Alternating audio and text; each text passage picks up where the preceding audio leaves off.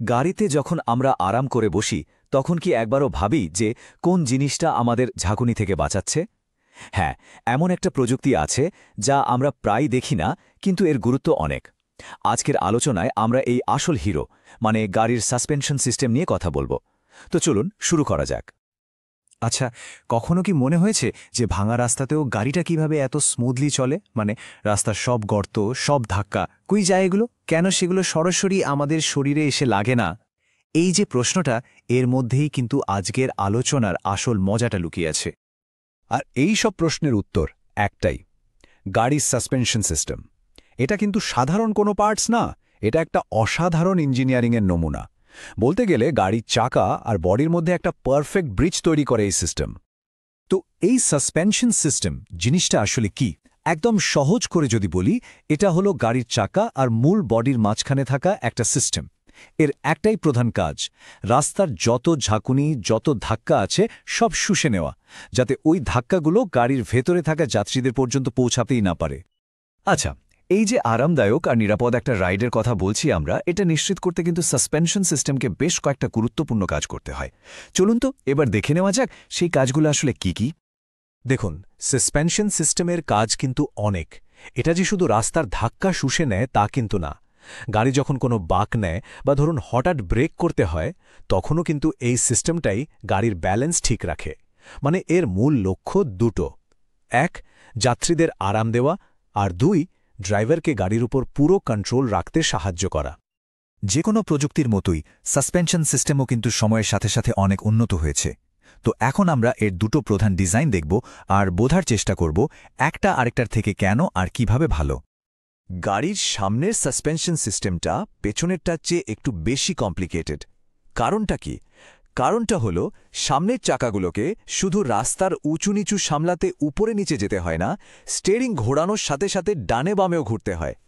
এই যে double movement, মানে দুটো কাজ একসাথে করা, এটাই এর ডিজাইনকে বেশ চ্যালেঞ্জিং করে তোলে।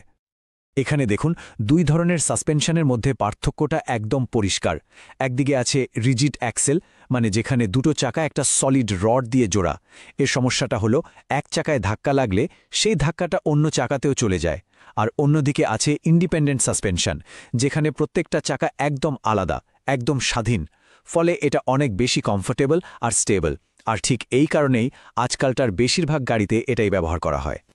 এই যে পুরো সাসপেনশন সিস্টেম, এর ভেতরে কিন্তু এমন কিছু পার্টস আছে যাদেরকে বলা যায় আনসাং হিরো। মানে এদের ছাড়া পুরো সিস্টেমটাই অচল।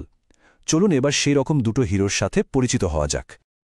আচ্ছা, একটা জিনিস ভাবুন তো, যদি সাসপেনশনে শুধু স্প্রিং থাকতো আর কিছু না, তাহলে কি হতো? গাড়িটা কোনো গর্তে পড়ার পর ঘন্টার পর ঘন্টা দুলতেই থাকতো, ঠিক যেন একটা নৌকার মতো। এই যে লাগাতার দোলনি, এটা গাড়ির কন্ট্রোল আর আরাম দুটোই শেষ করে দিত। আর ঠিক এই সমস্যাটার সমাধান করতেই আসে শক অ্যাবজর্বার। এর একটাই কাজ, স্প্রিংয়ের ওই অতিরিক্ত দুলুনিটাকে থামিয়ে দেওয়া। মানে স্প্রিং যখনই বেশি লাপাতে চায়, শক অ্যাবজর্বার সেই শক্তিটা শুষে নেয় আর গাড়িকে সাথে সাথে স্থির করে ফেলে।